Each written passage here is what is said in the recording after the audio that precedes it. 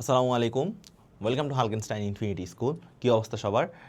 এই ভিডিওটা হচ্ছে এসএসসি 26 তোমরা যারা আছো তোমাদের জন্য, ডেডিকেটেডলি তোমাদের জন্য। কিছুদিন পর তোমাদের হচ্ছে এসএসসি পরীক্ষা, তো wish you all the best. আমি জানি যে তোমরা সবাই হচ্ছে অনেক বেশি হার্ড ওয়ার্ক করছো, অনেক বেশি প্রিপারেশন নিছো, সো একটা ভালো রেজাল্টের আশা নিয়ে।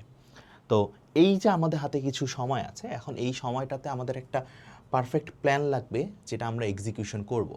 কারণ ধরো তুমি যুদ্ধের প্রস্তুতি নিছো, কিন্তু যুদ্ধের ময়দানে গিয়ে সেটার এক্সিকিউশনটা তোমার জিরো হয়ে গেছে, তাহলে সেই প্রস্তুতি নিয়ে আসলে লাভ হইল না। লাভ হইছে? লাভ তো হয়নি। কারণ প্রস্তুতি নেওয়ার পরেও তুমি যদি ইনফিল্ড যে অবস্থা সেখানে গিয়ে তুমি যদি খারাপ করে আসো, তাহলে কিন্তু আসলে এত যে হার্ডওয়ার্ক সেটার কোনো ভ্যালু আসলে থাকছে না। তো আমাদের লাস্ট এই 2 সপ্তাহে আমরা কীভাবে একটা পারফেক্ট প্ল্যান বানাবো। প্ল্যান মানে হচ্ছে যে আমরা একটা সুনির্দিষ্ট রুটিন বানাবো, এই রুটিন দিয়ে আমরা চলতে থাকবো। ঠিক আছে?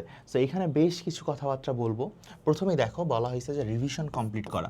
যেহেতু তোমার হাতে হচ্ছে আর খুব অল্প সময় আছে, লাইক মনে করো যে 2 সপ্তাহের মতো, তো তোমার কাজ হচ্ছে রিভিশন দেওয়া। রিভিশন বলতে তোমার ফিজিক্স, তোমার কেমিস্ট্রি, তোমার ম্যাথ, তোমার বায়োলজি, তোমার ইংলিশ, তোমার বাংলা, তোমার বিজিএস, প্রতিটা বই রিভিশন দিতে হবে। পরীক্ষার 4 দিন আগে থেকে বা 3 দিন আগে থেকে, তোমার যেই পরীক্ষা তুমি তো সেটা পড়া শুরু করবা, ঠিক আছে? তার আগ অবধি তোমায় কী করতে হবে? তার আগ অবধি তোমাকে রিভিশন দিতে হবে। এখন রিভিশন দিতে হবে, সাথে হচ্ছে তোমাকে কী করতে হবে? তোমাকে হচ্ছে এক্সামও কিন্তু দিতে হবে।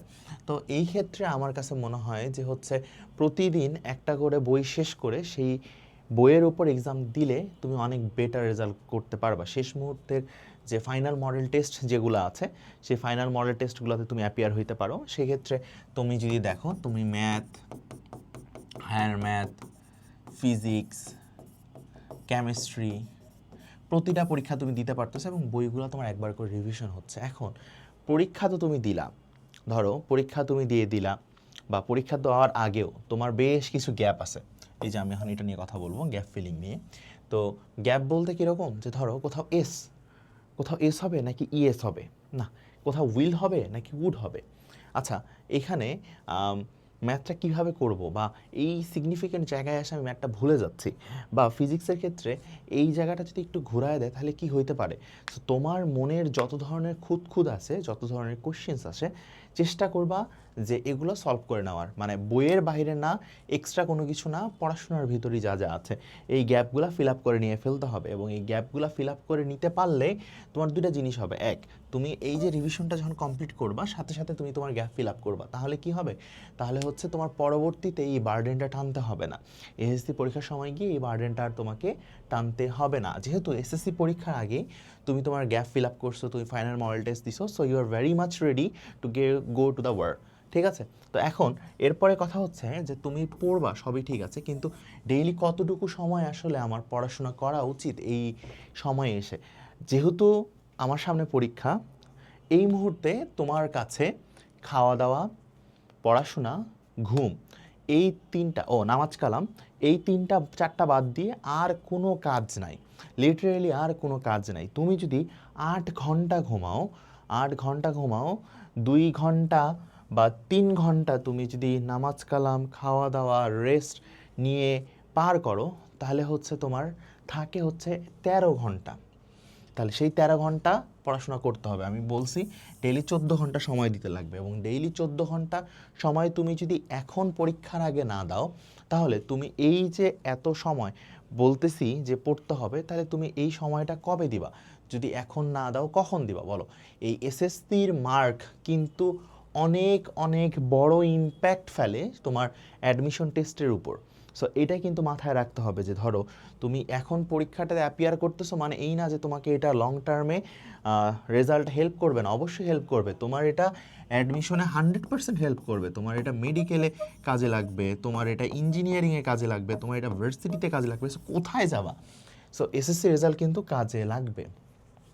সো লাস্ট মোমেন্টে এসে তুমি যে ভুল করে আসছো প্রিভিয়াস দিয়ে টাইমসে, আমি শুরু থেকে বলে এসেছি একটা করে ভুলের খাতা রেডি রাখবা।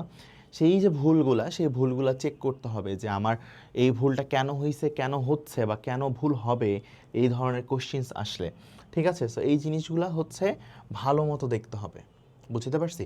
তো ডেইলি হচ্ছে 14 ঘন্টা পড়াশোনা করতে হবে এবং পরীক্ষার আগে এই যে সময়গুলা পারতপক্ষে চেষ্টা করবা যে বাসার বাহিরের খাবার না খাওয়ার জন্য। মানে ইচ্ছা হইলো যে একটু ফুচকা খেয়ে আসলাম, ইচ্ছা হইলো যে একটু বাইরে যেয়ে বার্গার খেয়ে আসলাম বা হোয়াট এভার। সো এই সময় চেষ্টা করবা যে সব কিছু বাসার খাবার খাওয়ার জন্য। এখন পরীক্ষার আগে তো সবাই হইতেছে দাদা নানি, তারপর হচ্ছে খালু ফুপারা, সবাই হচ্ছে কিন্তু টাকা দেয়, ঠিক আছে, যে একটু ভালো কিছু জন্য খাওয়া, সেই টাকাটা হইতেছে বাইরে আজেইরা খাওয়া দাওয়া করে উড়াইও না, এখন উড়াবা পরীক্ষার পরে, ঠিক আছে, বাট এখন না। এখন হচ্ছে প্রচুর পরিমাণে বাসায় পড়াশোনা করতে হবে এবং হেলদি খাবার খেতে হবে।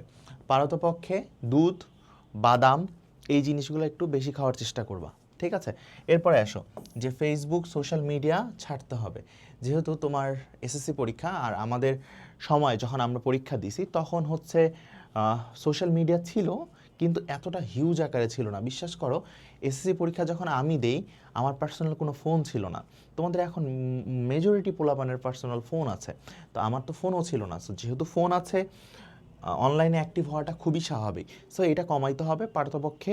এই যে পরীক্ষার টাইমটা, এসএসসি পরীক্ষার টাইম হচ্ছে ধরো তোমার 1 মাস বা সোয়া 1 মাস ধরো বা 2 মাসই ধরো, টোটালি কাট অফ করো না।